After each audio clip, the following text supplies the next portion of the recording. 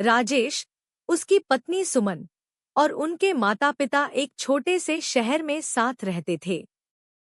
राजेश एक ईमानदार और संवेदनशील इंसान था, जो अपने माता-पिता का बहुत सम्मान करता था। वहीं सुमन एक महत्वाकांक्षी और थोड़ी आत्मकेंद्रित प्रवृत्ति की महिला थी। शादी के कुछ सालों तक सब कुछ ठीक चला, लेकिन धीरे-धीरे सुमन को अपने सास-ससुर का साथ बोझ लगने लगा। सुमन अक्सर राजेश से शिकायत करती, आपके माता-पिता की देखभाल करते-करते मेरी जिंदगी थक गई है। उनकी जिम्मेदारी उठाना मेरी ड्यूटी नहीं है। राजेश हर बार समझाने की कोशिश करता, सुमन, माँ-पापा ने मुझे इस मुकाम तक पहुँचाया है। उनका ध्यान रखना हमारा फर्ज है। मगर सुमन की नाराजगी बढ़ती गई। घर का माहौल तनावपूर्ण हो गया। सास-ससुर इस बदलाव को महसूस कर रहे थे, मगर वे चुप थे। शायद इस डर से कि कहीं बेटे की जिंदगी में खलल न पड़े। एक दिन सुमन की सहनशक्ति जवाब दे गई। उसने राजेश से साफ-साफ कहा, या तो मैं इस घर में रहूंगी या फिर आपके माता-पिता। राजेश का दिल टूट गया। उसने बहुत समझाने की कोशिश की, लेकिन सुमन टस से मस नहीं हुई। मजबूर होकर राजेश को अपने माता-पिता को वृद्धाश्रम छोड़ना पड़ा। माँ-पिता के आंसू उसकी आत्मा को चीर गए, लेकिन सुमन की खुशी के लिए उसने ये कठोर निर्णय लिया। माता-पिता ने जाते-जाते बस यही कहा, बेटा, हम तुम्हारी खुशी में ही अपनी खुशी मानते हैं। बस खुश रहना। राजेश का मन बोझिल हो गया। मगर सुमन ने राहत की सांस ली। उसे लगा अब उसका जीवन सहज हो जाएगा। कुछ महीनों बाद सुमन ने अपने भाई से बात करने की कोशिश की। उसने कहा, भाई, माँ से बात करवाओ। बहुत दिन हो गए उनकी आवाज सुने। मगर उसके भाई भाभी बात टालते रहे। हर बार कोई न कोई बहाना बनाते। सुमन को शक हुआ। एक दिन उसने सीधे-सीधे पूछ लिया, भाई, माँ कहाँ है? भाई ने थोड़ी चुप्पी के बाद कहा, माँ वृद्धाश्रम में है। हम उन्हें वहां छोड़ आए। यह सुनकर सुमन के पैरों तले जमीन खिसक गई। वो सन्न रह गई। उसे अपने किए पर पछतावा होने लगा। सुमन तुरंत वृद्धाश्रम पहुंची। माँ को देखा तो आंखों से आंसू झरझर बहने लगे। माँ ने सिर झुका लिया और कहा, बेटी, अब हम यहीं ठीक हैं। अगर तू अपने सास-ससुर की सेवा नहीं कर सकी, तो तेरे भाई बहन ने भी यही रास्ता अपनाया। माँ की बात सुमन के दिल को चीर गई। उसे अपनी गलती का एहसास हुआ। सुमन ने माँ का हाथ पकड़ा और कहा, माँ, चलो मेरे साथ घर। मैं आपकी सेवा करूंगी। माँ ने नम्रता से कहा, बेटी, सेवा सिर्फ शब्दों से नहीं होती, दिल से होती है। जिस दिन तेरा मन सच में बदल जाएगा, हम खुद लौट आएंगे। सुमन वृद्धाश्रम से लौट तो आई, लेकिन उसका दिल बेहद भारी था। उसकी आंखों में माँ के उदास चेहरे की तस्वीर बार-बार उभर रही थी।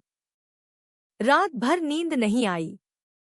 बार-बार वही शब्द कानों में गूंजते, जिस दिन तेरा मन सच में बदल जाएगा, हम खुद लौट आएंगे। सुबह उठते ही सुमन ने राजेश से कहा, मुझे अपनी गलती का एहसास हो गया है। मैंने जो किया, वो गलत था। मैं चाहती हूँ कि हम माँ-पापा को वापस लेकर आएं। राजेश ने गहरी सांस ली और कहा, सुमन, पछतावा करना ही काफी नहीं है। तुम्हें पहले ये साबित करना होगा कि तुम सच में बदल गई हो। सुमन ने ठान लिया था कि अब वह अपने किए का प्रायश्चित करेगी। सुमन ने सबसे पहले वृद्धाश्रम जाकर वहां के लोगों से मिलने का निश्चय किया। उसने देखा कि वहां कितने ही बुजुर्ग अपने बच्चों की राह ताकते थे, लेकिन उनकी संतानों ने कभी उनकी सुध नहीं ली।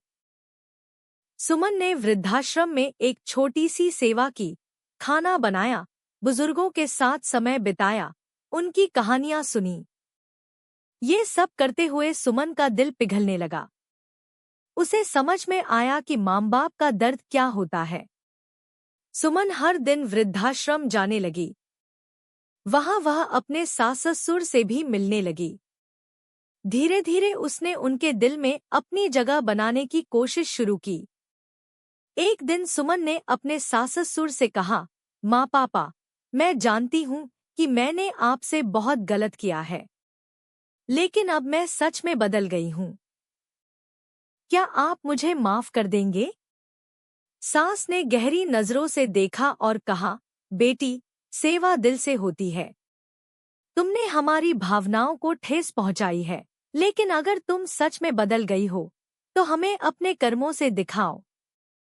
सुमन ने प्रण लिया कि जब तक वे खुद न माने तब तक वह हार नहीं मानेगी। सुमन ने वृद्धाश्रम में समय बिताते हुए वहां के बुजुर्गों के लिए एक छोटे से सांस्कृतिक कार्यक्रम का आयोजन किया। उसने राजेश को भी इसमें शामिल किया। राजेश ने सुमन की मेहनत देखकर उसके प्रयासों की सराहना की। कार्यक्रम के दौरान सुमन ने भावुक होकर कहा, हमने अपने माता पिता को जीवन में बहुत कुछ दिया, लेकिन सबसे बड़ी सौगात होती है उनका सम्मान और समय। आज मैं समझ चुकी हूँ कि माता पिता का साथ ही सबसे बड़ा आशीर्वाद होता है। यह सुनकर सास ससुर की आंखें नम हो गईं।